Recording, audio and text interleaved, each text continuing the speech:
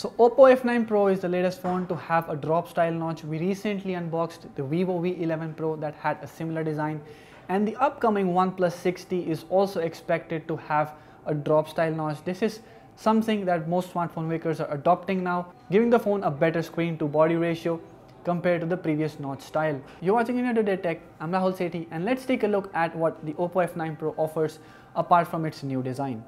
Now let's start with the design of the Oppo F9 Pro. It has a drop style notch and gives you a great screen to body ratio.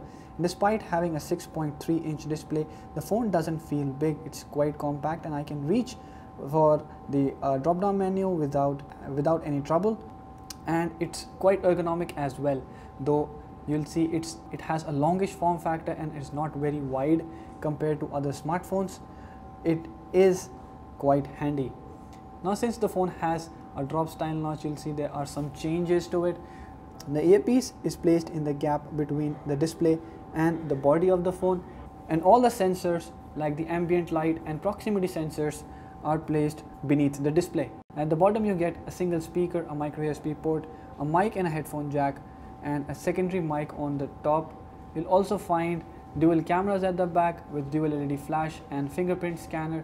There is no inbuilt fingerprint scanner in the display like the Vivo V11 Pro, and you'll see the back has a dual tone finish. Although it's not glass, it's made out of plastic, and you can see it gathers a lot of smudges, unlike some phones in this price segment that have glass back. Coming to the build quality, the phone has an overall plastic build, but we found that it's quite strong. We tried to flex it and it didn't budge at all. So it's quite a solid phone. Though it's made out of plastic, you'll still be able to find it tough and very comparable to the metal unibody phones. Now let's come back to the display and talk about the notch implementation. The display quality itself is quite nice, but the notch also is optimized. There's a black bar put at the top to make it look very symmetrical, and the thickness is very similar to the bottom bezel. Also, while playing YouTube videos, you'll see that the video can be extended beyond the notch, fills the screen. It appears as if whole of the front part of the phone has been covered with screen, which looks quite amazing. We also compared the display with the Vivo V11 Pro, and you'll find that the Oppo F9 Pro has a much better screen. You'll see the contrast is better, the brightness levels are nice, and overall the F9 Pro appears to have a much better display, though the Vivo phone has its own set of advantages, and that we'll talk in a separate video in detail. You must have watched our unboxing video of the Vivo V11 already, and you can click the link also flashing on your screen to watch the unboxing video. Now, a major hiccup with the Oppo F9 Pro at this price is the chipset. It uses the MediaTek Helio P60, which, if you compare to other phones in this price segment, seems a little underpowered. It was able to run most of the games, but if you will try to run some heavy and very graphic intensive games, it may not be able to pull them off. Also, the interface is quite heavy. Oppo uses the same interface throughout, be it an 11,000 rupee phone like the Oppo A3s or a more expensive one, maybe the Oppo F9 Pro, or maybe even beyond this price range, you will find the same interface. And that would have been fine if Oppo made some good changes to it. You'll see you cannot swipe to remove notifications, you need to delete them separately, so it's quite a task. Also, the look and feel of the interface is not that amazing, and I've said that in my previous videos as well. They're not uniformly done. While some icons have a round shape and some have a square shape, and they also look quite big. Agreed that the phone has a big display, but with such big icons, it looks quite outdated. But in terms of speed, the interface is not that bad. Apps launch quite fast, although there's a slight animation to them that gives it a very heavy feel to it while you use it, especially compared to the stock Android interface where the app loading and switching and multitasking is very smooth. Talking about the battery life, the Oppo F9 Pro packs a 3500 mAh battery, and that may not be enough for a 6.3-inch display, though we did manage to clock 1 day of usage on full with extensive use of social media and a bit of gaming. But the good part is that you get VOOC flash charge system that charges the battery at a very amazing speed.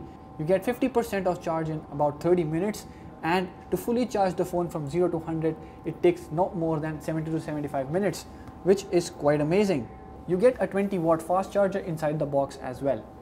Talking about the cameras, the front camera is quite amazing at 24 megapixels, and the rear camera has a 16 megapixel and a 2 megapixel sensor combo that can be used for portrait shots. If you look at the details taken by the front camera, well, they are quite amazing, and the color production is also nice. both in good light and tricky light. The front camera on the Oppo F9 Pro does a great job, and there are very few phones that will be able to compete with this. On the contrary, the rear camera is not so great. In fact, the V11 Pro that has a 12 megapixel camera does a better job. Of course, in good light you'll be able to get good images with good details, but in low light images you'll see sharpness is not so good and there is a lot of noise as well. Surely the F9 Pro looks amazing. It has great build quality and the display is also quite nice on the phone. You get sharp colors and great viewing angles, and the brightness levels outdoors as well work pretty amazingly. But what the phone lacks is a good rear camera, and if you compare it with Vivo V11 Pro or many other phones in this price bracket, you get better performance on the cameras. The front camera is good. You get fast charging, which is pretty nice, though it is via micro USB port and not a Type-C one. But the major setback is the chipset, which is not as powerful as many other phones in this price segment. And in fact, many phones like the Poco F1 are now offering high-end chipset in this price segment, let alone a mid-range one. Also, the interface is very similar to what Oppo uses in most of its phones. In A3s also you would find the same interface, the same features, so there's nothing new in that regard. Let us know what are your thoughts in the comment section below, and also let us know if you would want to ask anything about the phone. If you have liked this video, hit the thumbs up button and share it with your friends. Subscribe to our channel to get latest videos on technology, smartphones and gadgets like this. Thank you for watching.